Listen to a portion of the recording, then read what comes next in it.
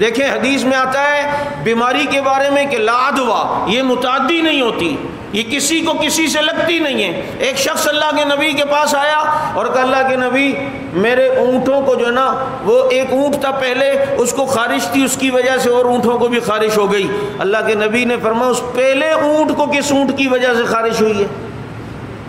اس کو جس وجہ سے ہو گئی ان کو بھی اس وجہ سے ہوئی۔ اور ایک دوسری جگہ پر یہ ہے کہ طاعون جہاں ہو وہاں نہ جایا جائے۔ اور بعض دفعہ جزامی کے قریب بیٹھنے سے، جو جزام کا مریض ہوتا ہے اس کے قریب بیٹھنے، کوڑ جس کو ہم کہتے ہیں، بیٹھنے سے منع فرمایا ہے۔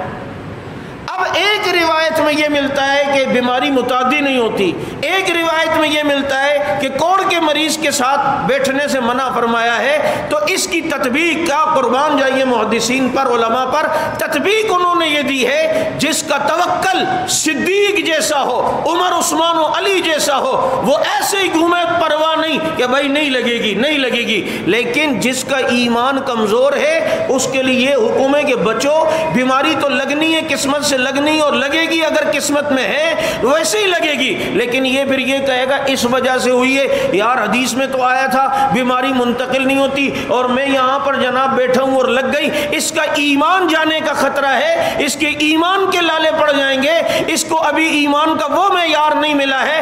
ایسے لوگوں ہم جیسوں کے لیے یہ ہے کہ پھر احتیاط کی جائے۔ بات سمجھ آ رہی ہے؟ باقی یہی تو وجہ ہے اللہ کی راہ میں۔ کبھی آپ کو تقریر سنی مولوی صاحب کی، جوش آیا، گھر پہ گئے، بیوی کا سارا سونا نکالا، اپنی ساری تجوری سے پیسے نکالے، بینک سے بھی نکالے، بھائی میں تو اللہ کی راہ میں دوں گا۔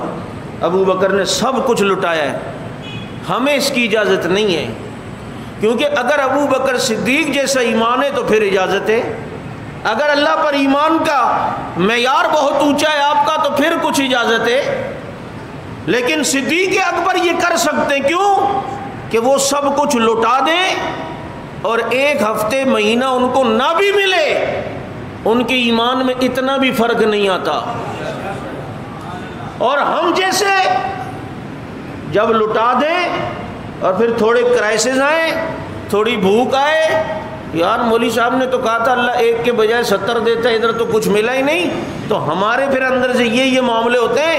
اس لیے بابو جتنا تپڑ ہے اتنا کرنے کا شریعت نے حکم دیا ہے۔